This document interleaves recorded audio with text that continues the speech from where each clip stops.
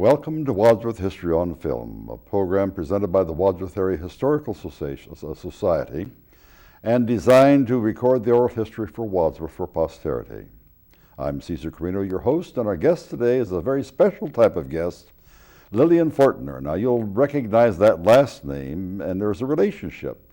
Dr. Dale Fortner, as you know, was the superintendent of Wadsworth for many, many years. He just recently retired, and this is his mother, Lillian Fortner, and the reason we have her today is not necessarily because she is Dale Fortner's mother, but she has a thread that goes back almost 70 years with, well, more than 70 years, actually, more than 70 years with Wadsworth. And that thread is that she was at Pearl Harbor on the day it was bombed and saw the bombers come over and blast away. And as we all well know, one of the very first persons who ever died in the Second World War at Pearl Harbor was Wadsworth's own Horace Messam. But we're not going to start there. We're going to start with Lillian. Lillian, tell us a little bit about yourself. I think we probably mentioned somewhat earlier that as we studied Hawaii in school, social studies or whatever, and the geography, our image in 1941 and before that was that Hawaii was a beautiful paradise. People did nothing but wear grass skirts. They stood on the beach all day, then they ate, and then they played their ukulele, and they went home and they slept, and the next day they did the same thing. Is that what really Hawaii looked like at that time? No, not at that time, simply because I was born in Hawaii. Mm-hmm. My mother was born in Hawaii. My dad was also born in Hawaii. My grandparents came from Kwantun province from China, and they opened a cafe, and that's how mother was there. I find that it's a beautiful paradise. It's nothing like America until I saw that when I was 18 after I left Hawaii. However, on that particular day, we just played like boys and girls. Mm-hmm. There were 8 of us in my family. My dad owned a grocery store in downtown Chinatown. And Chinatown was not too far away from the pier that was 3 blocks away. Now, if the enemy had come by boat, I won't be here to tell the story. Really? Yes. Now, when you say the pier, tell us about the pier and what it looked like, and tell us about what you saw that was stationed at the pier, such as... I saw boats stationed at the pier. The Lillian would come in, bring visitors from the States, and we would see people with garlands of leis greeting them, and that was all about what we did as youngsters.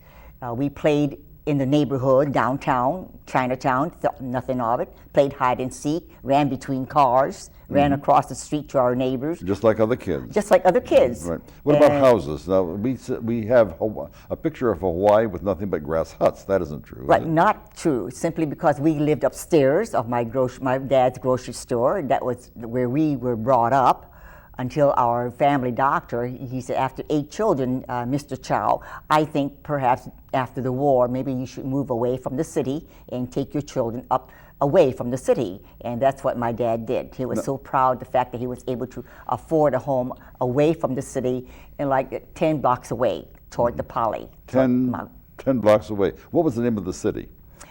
Honolulu. Honolulu. It's a pretty big city, yes. too. And where my father had his grocery store, it was on a busy street on Mauna Kea and Hotel Street. Mm-hmm. And that is where he had the impression of the American soldiers, because the American soldiers would come in during their break and go to Hotel Street and go to the bars and have a good time. And his impression of the American person, the haoles we call them in Hawaii, the haole, the white man, was not good because they would be drinking at the bars and they would be carousing around Hotel Street and Mauna Kea. But that's downtown Chinatown, and they had a good time. But as a youngster, we just accepted it. You know, they're there because prior in the fall, there were maneuvers all over the town. There were from soldiers. the American soldiers. Yes, American soldiers in truckloads going from the downtown Honolulu to Waikiki area or to the mountainside, and we just accepted it. You know, here's the soldiers, they're maneuvering again, they're practicing, and even the air seemed to see the same thing. We just looked up and said, oh, they're practicing again. And that was our attitude. Oh, they're here to protect us. We had 3 soldiers from Wadsworth at Hawaii, or at Pearl Harbor in 1941 when the war broke out, or when the bombing occurred. One was Pete Tye, the other one was Everett Perkins, and the third one was Horace Messam. And Horace Messam was actually right there where the first bombs blew up, and he was killed instantly. Everett Perkins had been with him only a minute before and had walked away, so he was saved. And Pete Tye was also right there, and he had walked away. So 2 of them survived, and 1 of them did not. Now, you mentioned here that the street. We have pictures of, in our minds. Everything's in our minds because this is the way we were taught. We have pictures of the streets as being nothing more than very, very narrow and perhaps even made out of dirt or seashells or something like that. Describe the entire city, describe Chinatown as well as you possibly can for us. Well, Chinatown was a bustling place for tourists. Dad had a grocery store. Across the street was another grocery store. Next to us was a Japanese lady who ran a barber shop. Across the street was another barber shop. And the roads were paved. We had cars parked on both sides. As youngsters, there were 8 of us, and I was the oldest of the second one, so I was only 11 at that time. And we just bustled around and just played and used it as our playground. The streets. The streets, yes. It's our playground. How about telling us about the inside of the store? Did it look like a supermarket? Yeah, my dad had a grocery store. He had displayed all his groceries, and he was a butcher. So people would line up for their meats outside of the grocery store, and he would let a few in at a time. And we just accepted it. We were never hungry, simply because Dad had a grocery store. And in the back of the grocery store, he had several employees who roasted pig, the whole pig. And that's what he was known for, his roast pig, the whole pig. And he would sell roast duck, display it on the market side. And it was just part of our growing up. It was wonderful. We had a good time. I would imagine so, yeah. Now, what about the other people who did not have stores and so forth? How did they live and where did they live? Well, they lived upstairs of their store, like my mama-san, the Japanese haircutters, their kids lived upstairs. And across the street, Doris Lau and her family, they lived upstairs. We all lived downtown Honolulu, in upstairs of our business. The business. What about the people who lived in the country then? How did the Honolulu was obviously a bustling city and a modern-looking city and so forth. Yes. But what about the ones who lived out in the country? Did they have? We had buses that brought them in, or they would drive their car and come in and shop in downtown Chinatown or at the marketplace, which is further away, like 6 blocks away from Chinatown would be a marketplace where we'd have open markets for fish and whatever groceries they wanted to buy. And then on the other side, one side, we had a store like Kresge's. We call it Kresge's, like Kmart. And we had Ben Franklin. We had other grocery stores. And we would go shopping. And there's nothing to it. We're downtown Honolulu. We went shopping when we wanted to. So you had the exact same things we have here. Exact the same thing as you did in the States. And in the grocery store, was it typically Chinese types of foods or? One side was Chinese type of food because he would sell his roast pork and his stuffed duck, and one side would be oranges and fresh veggies for the merchants who came in, and oranges, whatever fresh fruit he had. I did and canned goods too. Canned goods as well. Yes, surely, canned goods as well. The fresh fruits from, what are some of the fresh fruits that were grown somewhat locally? Like mangoes, papayas, and star fruit. We would see those very common, and my dad would probably import or buy from other grocers like apples and bananas. And apples don't grow in Hawaii? No, not apples. But we had local oranges, and we use the local food as much as we can, and pineapples, of course. Pineapples, of course, yes. Right. Many years ago, I did a study on the origin of cooking. I don't know why I did it. Well, probably because I love to eat, but I did a story on cooking. and found that the very, very first evidence of cooked meat by human beings was in China. And what happened was that the pigsty caught fire, and the poor pigs died in the fire. One of the persons who was helping to put out the fire went to try to move the pig and burned his hand, and the second he burned his hand, he put it in his mouth to quell the pain. And this tastes good. And after that they began, now of course that's a story, Right. but it makes some sense. Right.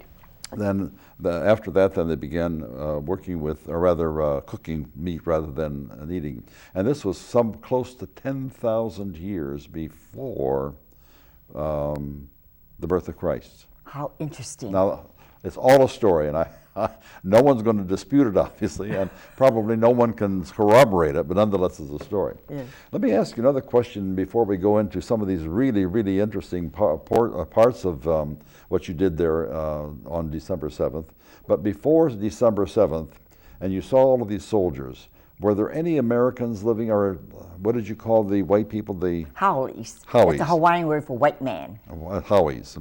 Now, were there any Howies living in Honolulu, for instance, and surrounding territories? There may have been, but there were mostly Orientals living upstairs of their businesses.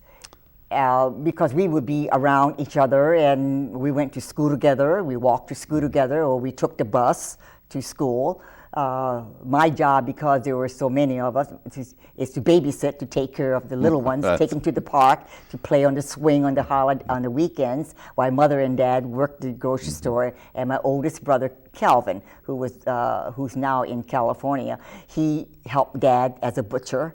And it was very interesting, simply because we will watch my dad so-called dissect a pig, take the stomach out, take the heart out, take the liver out.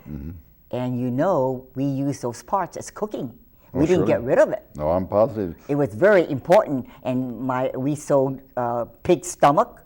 We sold intestines. They would clean the intestines and for sausage. Yes, for sausage, and the heart and the tongue, even the tongue of the animal. We are not Hawaiian. We're not Chinese. We are my parentage is Italian, and we do the same thing. As a matter of fact, the stomach is a delicacy. It's called tripa, or many people just call it tripe. And they use the stomach they cut it up and cook it with tomato sauce and things like that.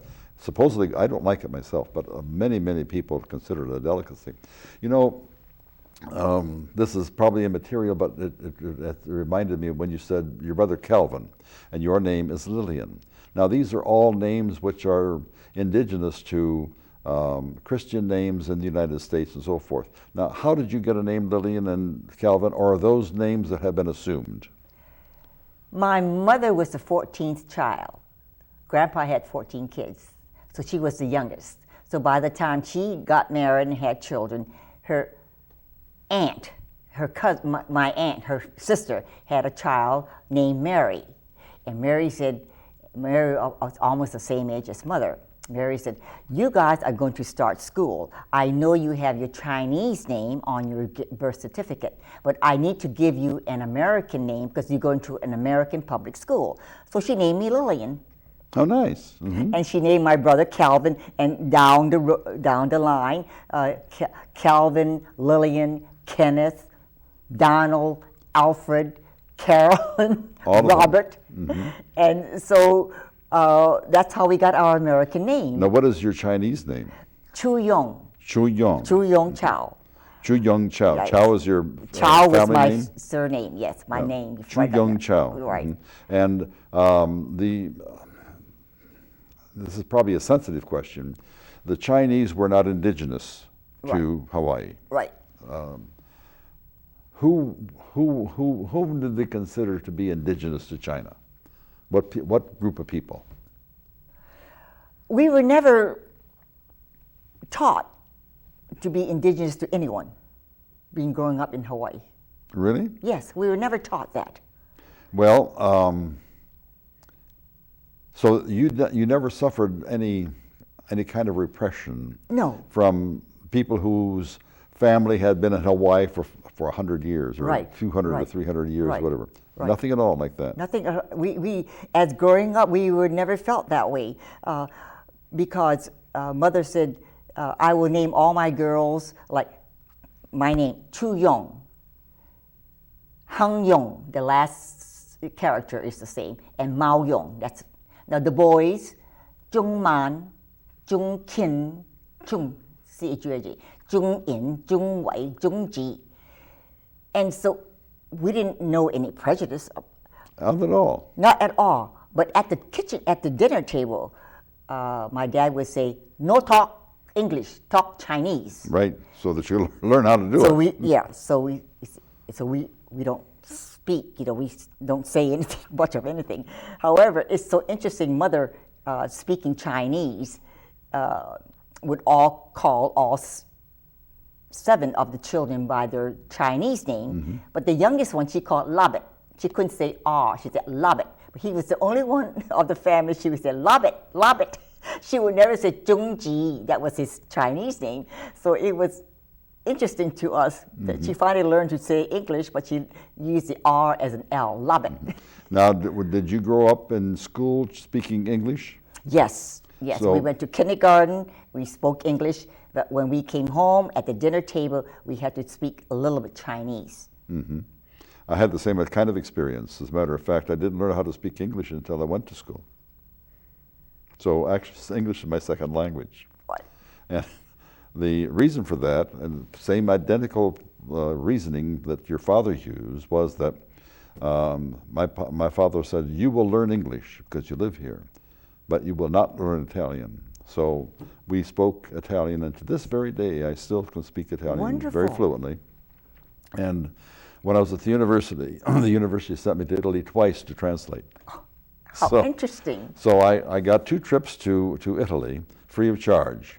The wonderful. university didn't pay for it. I mean, the rubber companies paid for it because I was doing the interpreting for them.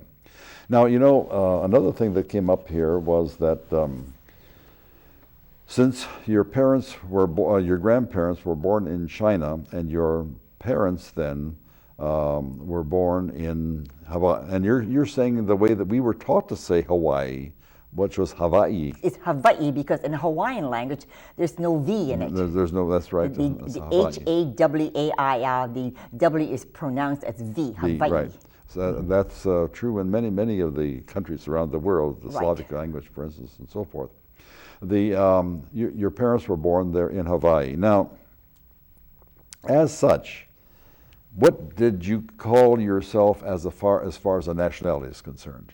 Chinese. Chinese. Yes. You were not Hawaiian, right? Not Hawaiian Chinese, Chinese, because Chinese. there are Hawaiian Chinese who were intermarried with Hawaiian people. So I'm from Hawaii, but I'm Chinese descent. Right. We had a professor at the university one time who asked this question, and someone said, "Well, I'm American." And she said, "Well, everyone is American. However, your roots were not American because we are a country of immigrants." He said, "Nope, I'm American." And so he said, he happened to be from Romania, and he had a very strong accent. I mean, he said, "Well, you might say that. However, kittens that are born in garages are not called garages." So you were Chinese, and you're Yes. still Chinese. Yes. We're going to have to get to the Pearl Harbor days. Believe it or not, it's going to be very quick before we come to the end of our hour. But I want to make sure that we have this now. It was Sunday morning. Right. Sunday morning. What were you doing? Well, being the oldest daughter, and Babysitting. babysitting, I was putting out the wash. You're putting out the wash. Sunday wash. Mother was downstairs helping Dad with the groceries. So Now I was up. You call it a Sunday wash. Now, why is that? Because we used to call it the Monday wash. No, we wash on Sunday. We wash whenever we can. With 8 children, we wash whenever we can. So I was putting out the wash, and as one of the teachers at Revere said to me, Mr. Har said, "What were you doing that morning?" He said, "No, you were waving them in." I said, "Mr. Har." But I was putting out the wash because we had our wash line between one building and the other building, living in the city of Honolulu. And then you pulled it across. Yes, with I pulled it across. Looked up there. I said, "Oh my gosh, That's a Japanese plane with the smoke at the tail coming down. And prior to that, there were maneuvers throughout the island, so we didn't pay any attention. My brothers were screaming, what's that on the sky? So I stopped, ran into the house, turned on the radio. This is not a drill. We have been attacked by the Japanese. Now, when they say that's Hawaii? Yeah, Hawaii? we have, yes, the radio said. So immediately, the kids were just shaking what they watched. And they didn't know what to do. So we just hovered together and we just listened to the radio. So you actually saw the Japanese plane coming down out of the sky. Yes, coming down with the smoke at the end, and with the we call it tamago. That's the Japanese red, the red. The red circle. What do you call it? We call it the tamago. Tamago means egg, but tamago means something round. Oh, tamago. Yeah. So I saw it, and we ran, and then later I found out that shrapnel was throughout parts of Honolulu. We weren't too far from Nu'uanu, one of the churches, and my friend Kondo, what's her last name, she lost an arm because of shrapnel, and her brother was killed, and my good friend Harriet Sato Masunaga said, I didn't go to Sunday school that morning. I was lucky, because I would have been hurt. How far away was that from you? I would say that was on Nu'uanu. It's 10 blocks away. And 10 blocks away? 10 blocks away from Honolulu. I could see the plane just going down, but the plane must have gone down on Wheeler Field in Waikiki, but at the same token, there were shrapnels all over Honolulu. It affected. One of the pieces of shrapnel killed your friend? Yes, my friend's brother. And then cut her off her arm. was severed. By the shrapnel? Yeah, by the shrapnel. This is what she told me, because I asked Harriet. I said, what happened to her? The Kondo girl. She said, oh, this is what happened. And she said, I'm fortunate because I did not go to Sunday school that day. So this was a Sunday school on Nu'uanu, which is not too far from Chinatown. Wow, you were close then, weren't you? We were close by air, but when shrapnels, just dispersed throughout, who knows? Although they were probably aiming toward Waikiki or down Hickam Field, that area. Where the planes went down, I have no idea. How far was Hickam Field from where you are? Hickam Field is in Waikiki. I would say Hickam Field would be about a bus ride with 10 minutes.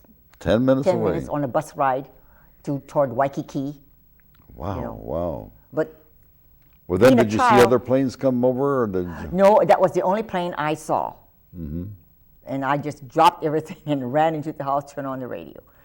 Oh, my heavens, yeah. And immediately, my dad closed the doors to the store immediately, and we were listening, we all hovered over the radio. Although he didn't understand English as well as I do, I had to explain to him what happened. And immediately, a week or two later, we went back to school. We were all wearing ID bracelets. Why were you off for a week or two? Because of the martial law. Oh, martial law. Martial law, MARTIAL, set in. Yeah, right. The military law set in. We were not to be outside. We were to close our store at a certain time, curfew at dark, black out our windows downtown, no light will show. Was that the Hawaiian military, or was that yes, the military. The military. But the Hawaiian military? Well, no, the U.S. military. The which? The original military. The military law set in immediately. But, martial law set in immediately. I guess the question that would have, Lillian, was this, does Hawaii have an army? At that time, I'm not sure. I wasn't up on it. So being 11 years old. Who made the decision, or who gave the order? The military. American military? American military. Oh, American military. American military, yeah. And they had the control over Hawaii? Oh, yes, they had control over the island. They were there like crazy, They were there everywhere. Oh. And they had control, and we followed the rules. And even at public schools, we had all of the yards were turned into bomb shelters. We had, instead of tornado drills, we had bomb shelter drills. We had to carry a gas mask. They had thought at that time they might be dropping gas on the island. So each of us had a mask to take to school. We were assigned a mask. We were assigned ID bracelets. We had to do that as part of the military rule. Well, now, did Hawaii think that the Japanese were attacking Hawaii? Because at that time you were not a state. Right, we were not a state. Well, it was such a surprise. It was mother country. My dad, although our neighbors were Japanese, we went to school with Japanese and Filipino and different races, they never spoke against them. It was their mother country that did the bombing. It wasn't Hawaii's Japanese. And the sad thing was that my girlfriend Harriet, her dad owned a Sato Clothier downtown, and he was a prominent Japanese citizen working on the board, and they went to his house that Sunday and put him into internment camp because he was a leader, thinking that he had something to do, and which he didn't. And we had the same thing in the United States. Right, right. And his sister was in the States. Her sister was in the States, and her brother were in the States to go to college, and they interned the Japanese in California, which was a sad story. Yeah, it is. But they didn't hold it against the military. They had to do that to protect us. Well, there are a lot of sentiments about that, you know. It didn't take long for Germany to become involved as well. Right. But they didn't touch the Germans at all. And the reason for that is that 20% of the American population was of German ancestry. And it was much easier to get the Japanese put together, and particularly since almost all of them lived in California. So that was much easier. And I can still remember the arguments one way or another. And of course, it has died down now significantly, obviously, because definitely. But in 72 years, Yes. It's died down. But it was very prominent. That was extremely prominent for many years. Now, what did they do with? Where did they put your Japanese friend? There was one part I was surprised because I had to read about this in the newspaper. There was one part of Hawaii on the west, on the outskirts of the town that they put them, but some of them they sent it to California. They sent them to California to intern them. Right, internment camp. And there was a place in Kunia. This is what the paper said. I was not aware of it. Being just 11, we didn't even talk about it in school. We didn't talk against the Japanese or the attack. We just said, this is what we have to do, to take care of ourselves. And because they attacked us for 2 hours, but they never came back, No, they didn't. No, that's right. Right. And I talked to one of my brothers, and he said they came through Holy Pass, which is on the west side of the island. The pass was in this shape. They came through the pass, avoiding the radar. Oh, that's what he said. Mm-hmm. Now, I have yet to read that in the history books. Mm-hmm. This is why history is so important for the youngsters, and I have yet to see that in the social studies book. Right. About how did the youngsters behave, the Oriental youngsters.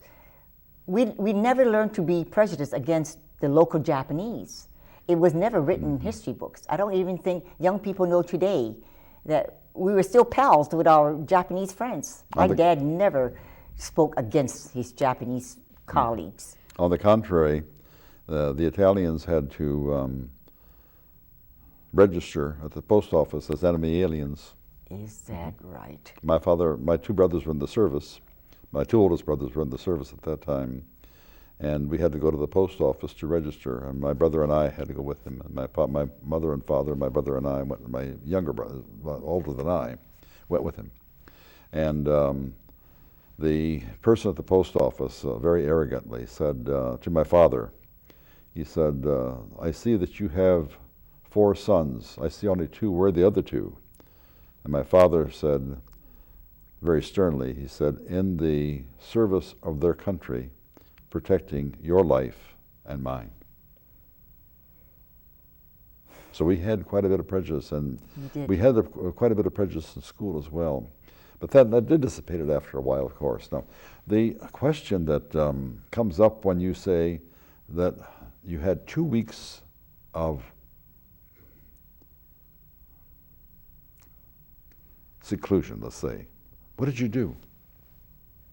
Just took care of each other and went about our business, talked to each other. As youngsters, you know. Were you frightened? No, we weren't frightened.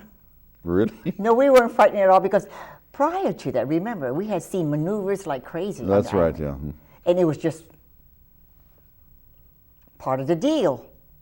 Wow, wow, wow. There was no fear. The only fear came at night when we had to black out our windows. We had to be in by curfew. What was the curfew hour? 8 o'clock when it gets dark. But my two older brothers, they got a shoe box. They went and shined the shoes of the soldiers. It's Shine Mac. They did that. And they earned like $1.40, you know, they would give it to my mom. They did things just like a little young person would. And they just accepted the situation the way it is. What did the military do at that time? Were they protecting you, or were they We felt protected because they were around downtown Honolulu. They were always the MPs, the military police, or the SPs, the shore patrols. They were always walking around, and my dad and some of his friends were deputized as civilian CDs. He wore a CD, and he was to check the pier, and he had gathered some of his businessmen. They wore the tag CD, so they would walk downtown Chinatown and just check the place out. And we felt safe as youngsters. We never had we were never against any of our friends because we were at war. Yeah. I guess maybe at the age of 11 and 12, you just accepted it. You accepted it. Now, did you have rationing? We had rationing here, of course. Did you have? I don't remember simply because my dad owned a grocery store. Oh, so you don't remember that, right? So I don't remember that at all. No, we had rationing here. It's very severe. Yes, yes, so I heard. A lot of times you couldn't get any meat. Soap was difficult to get. Gasoline was rationed.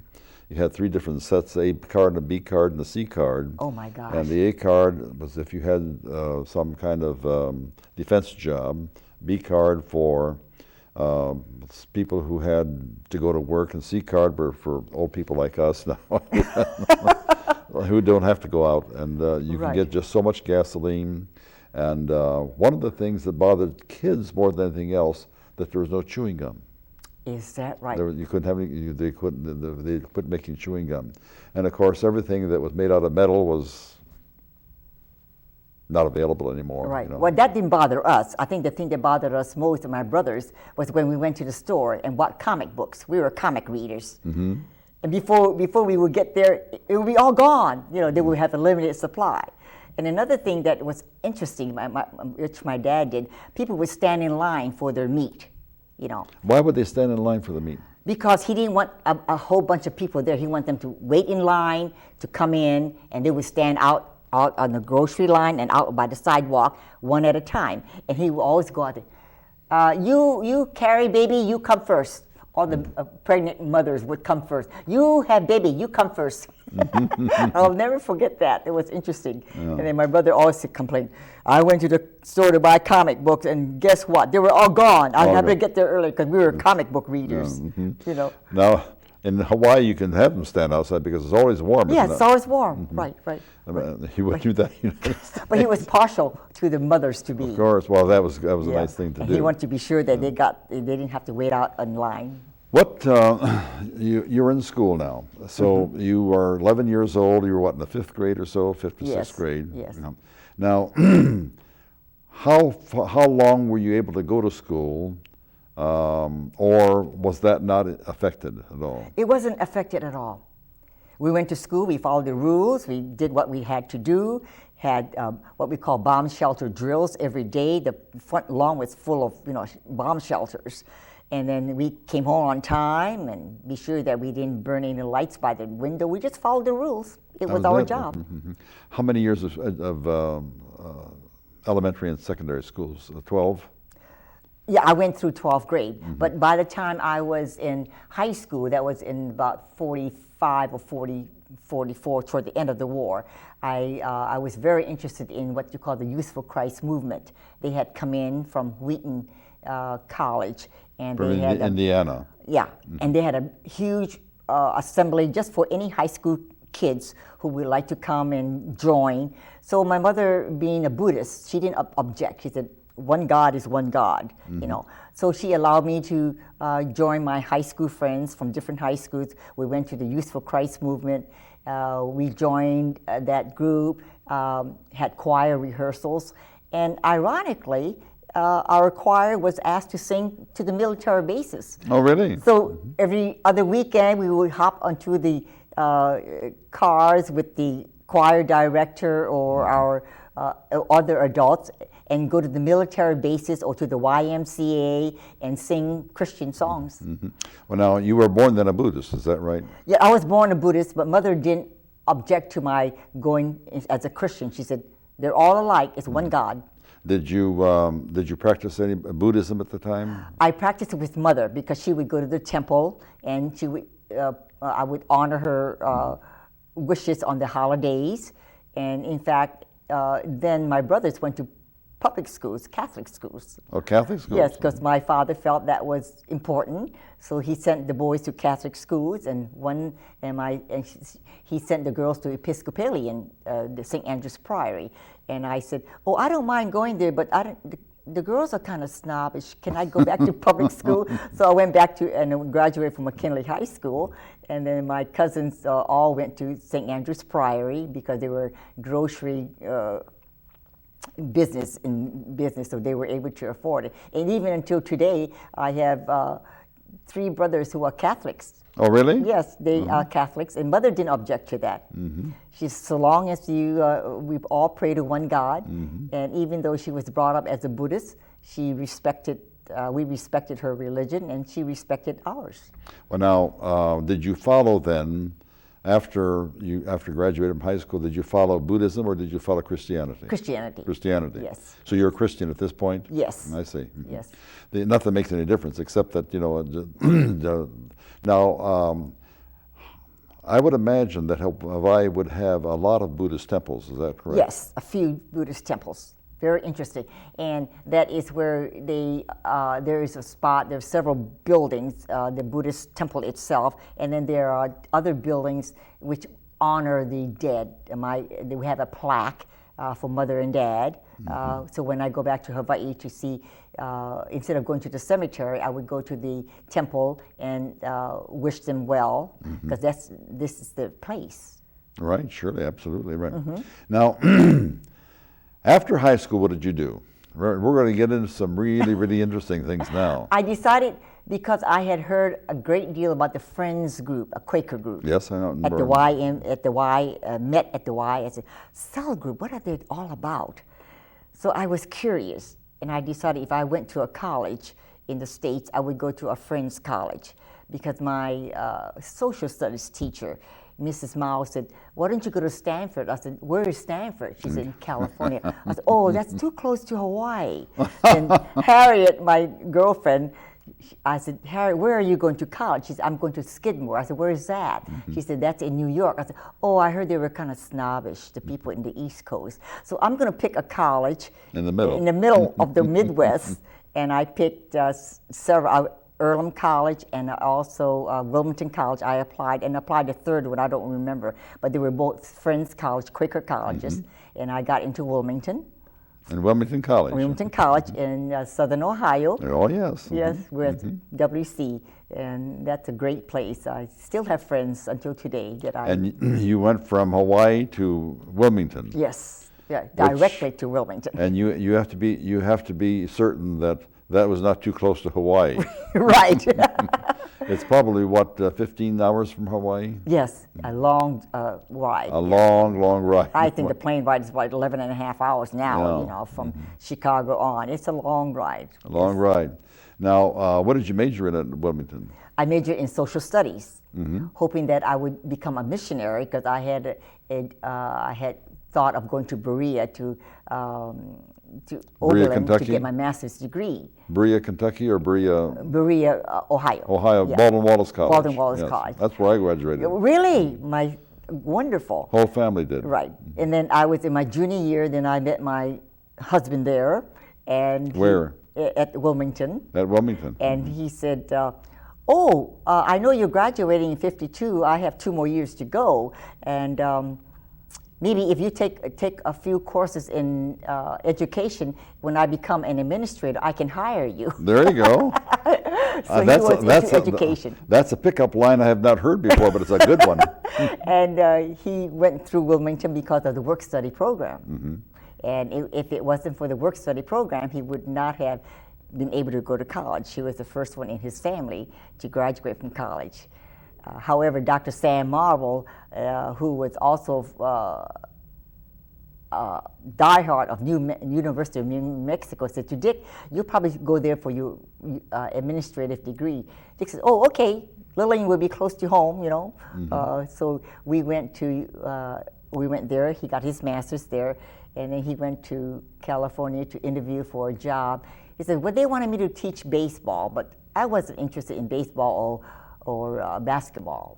He said, "I'm going to apply to Ohio and go back to Ohio and see if I can get a coaching job." Was Dick from Ohio? Yes, he was from Navarre, Ohio. From Navarre? Yes, Navarre, a little town. I know exactly where it is. Yes, yes. Matter of fact, the senator from Ohio, or a representative for our district, was from Navarre, Ohio, for many, many years. That's Ralph Regula. Yes, Regular. I remember. Great From man. Navarre. Great man, right. So that's where I met him, and that's how he got his college education. And he's always been thankful that he was able to work his way through college because it's a work-study program. Now, when you went to Wilmington, you would have gone there 1948 to 52, Yes. is that correct? Yes, yes. So in 1948, it was not really a popular thing for any of the Orientals to be in the United States. Right. Were you the only one? No, however, unfortunately, one of my, Ming Wong from China was also enrolled there, and also a Margaret Montgomery.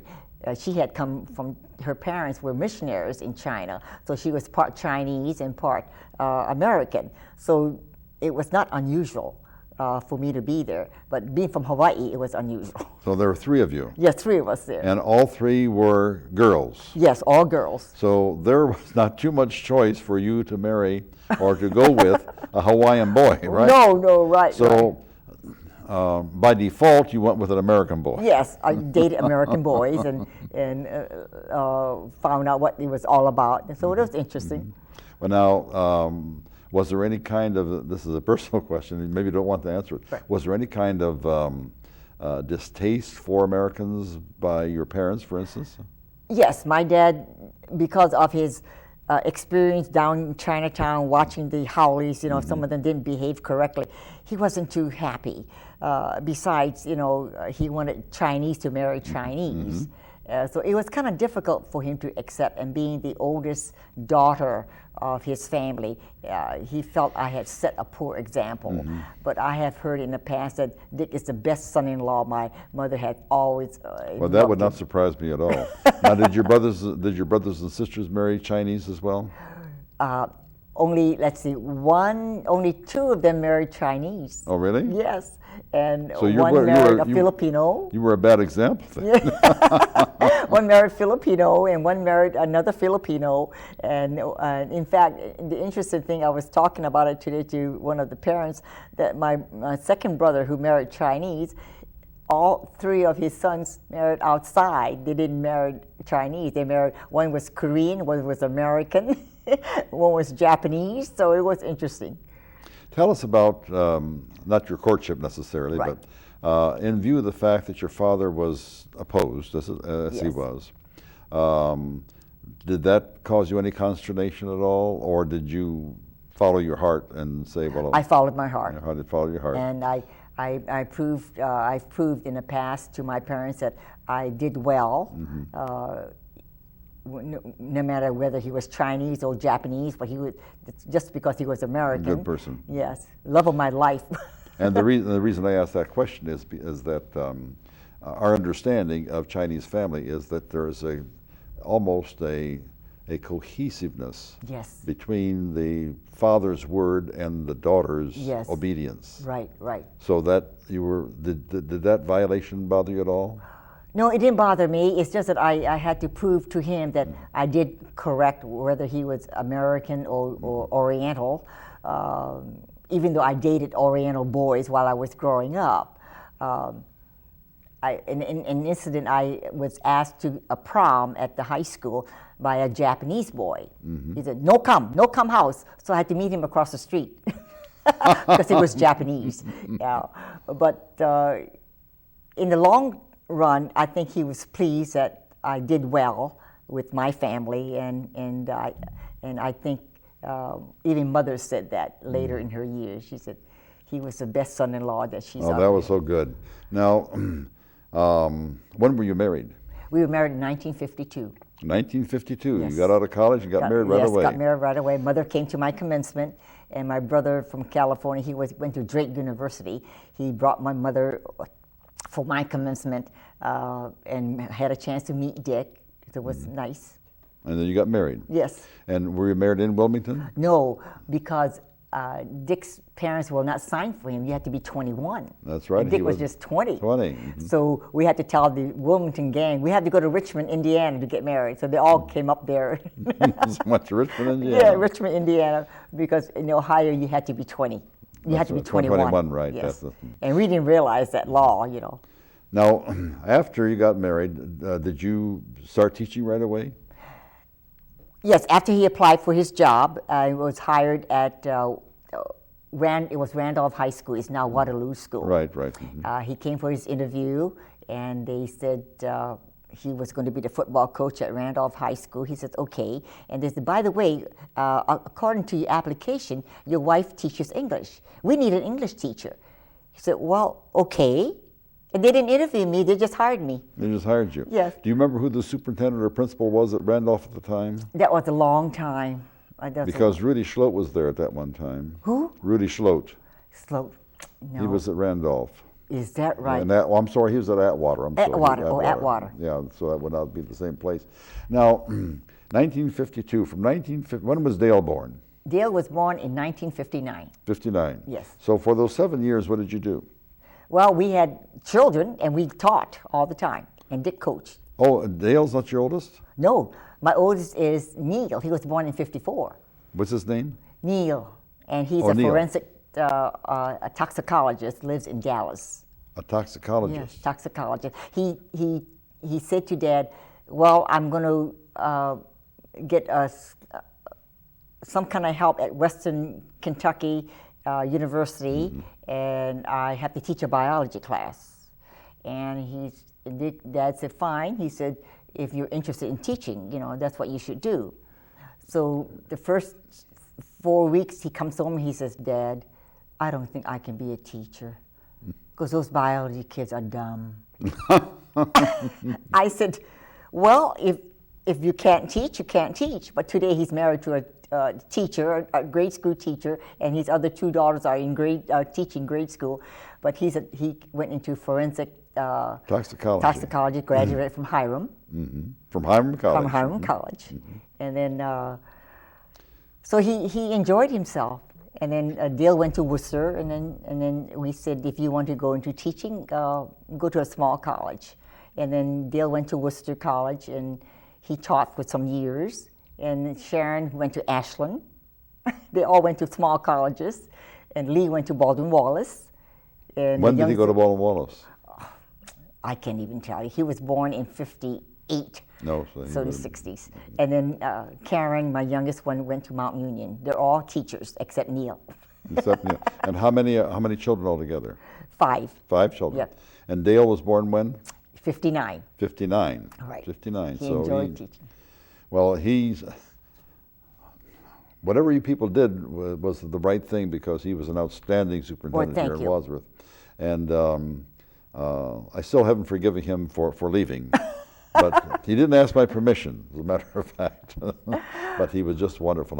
We have such regard and respect. He enjoyed, Dick always said to the kids, I know teaching doesn't pay a lot, but you have to enjoy what you do. Whatever job you do, you must enjoy it. And that was his philosophy. You have to enjoy what you're doing and don't think about the money. The money will come later. I was in education for 61 years, and at the end of the last time that I did this was last year, I was as excited about going to school that morning as I was the first day that I taught 61 years ago. Wonderful. So I loved every bit of it. We have a lot more questions, and we're almost out of time here, but I do have a couple of questions that I think that let's go back to Hawaii just one more time for one thing. When you saw the planes go over and you saw I guess the plane come down with a fire and so forth. Yeah, with the fire in his tail. What did you think? What was what did an 11-year-old girl think? Oh, somebody. Oh my gosh, something's wrong, because we've seen so many maneuvers throughout the island in September and October. We thought nothing of it. Well, did you recognize the egg? Yeah, the rising sun. Yes, I said. Oh. How did you know about that? Well, because of the flag, the Japanese flag. And you knew about that? Yes, I said we call it tamago, egg around. I said, oh my gosh, it's a Japanese plane, and it's on fire. And then we knew. Turn on the radio. We heard it. That's all we can say. And and we felt it's a country that's setting these enemies over. Mm-hmm. It's not the local Japanese. Right. Yeah. And fortunately, my parents never spoke against the local Japanese. Mm-hmm. It's not their fault. But he won't let you date that one. You have to go across the street. Yeah, but I felt that, even if he's Japanese, he's locally born, Papa, no go. No go. Right. No go. Right. Meet him across the street. Right. But they wouldn't talk about them politically. Yes. And the other question was, when you were 11 years old in Hawaii, did you have an opportunity to visit, say, for instance, the Big Island or anywhere else, or were you pretty well constrained to Honolulu? Constrained to Honolulu. And why? Because my father was working, and there were 8 of us, a total of 8, and my job was to babysit, to take care of the little ones while Mom works. That was my job. You were the oldest, right? I was the oldest girl and the second of the family. Are you embarrassed to tell us what year you were born? No, 1930. 1930. October. 1930. I think that, and I was born just a couple months later. I know. A couple months later. January, a year later almost. That's right. Just a couple months later. So we have these old people here, and the old people are doing a wonderful job, I think, of trying to preserve some of the thoughts. History. History is so important. I think young people should, because they know where they're coming from. After you find out, you respect what's going on today because of the past. If it weren't for the past, how would you appreciate? That's so true. Well, what were you doing on August 14th, 1945, when the war ended, supposedly? I don't remember. Was there a big celebration in Hawaii? I don't even remember that. Really? Yeah. Now, when Wadsworth, the war ended. The war ended, and that was it. Yeah, being a young student in high school, we still went to dances. We still had a good time. Yeah. But I don't remember even celebrating the end of the war. Oh, we had a huge celebration in Wadsworth. Is that right? Everybody in the entire city came to the center of town, and a truck driver, 224 used to go right through Wadsworth, and a truck driver was stopped on College Street just before he came into the square, and he was angry because he was stopped and he couldn't get through the people, so he blew his horn, and it didn't take him long for him to for the crowd to get him out of the truck. This was a very important. What's the matter with you? We're celebrating the end of the war. You say that you did not celebrate the end of the war.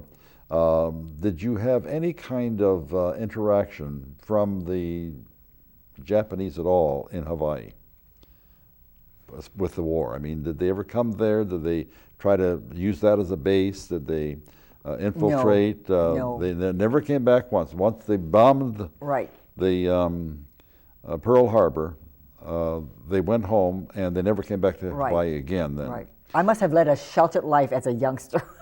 from 11 years old on to high school, you know. Yeah. But we just accepted it, followed the martial law, you know, do what you're told.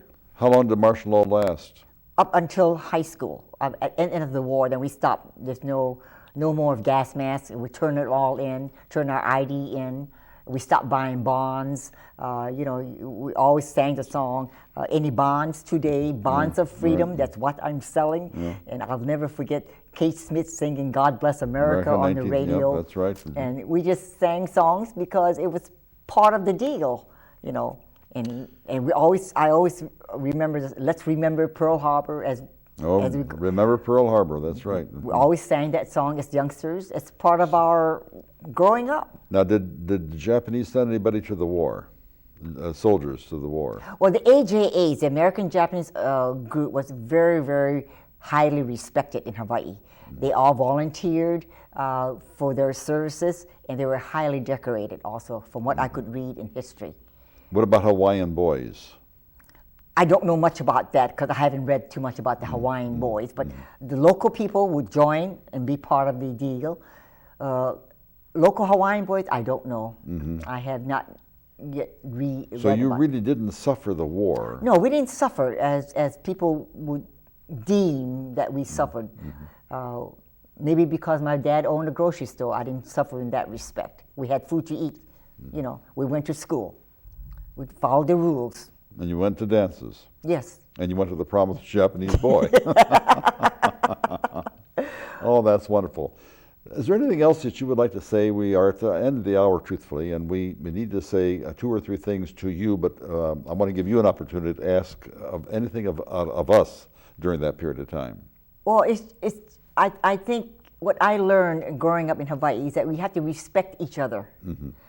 Respect our pasts, whatever we've gone through or experienced, and share them with the young people. I think history is so important to let them know what has happened and may not happen again.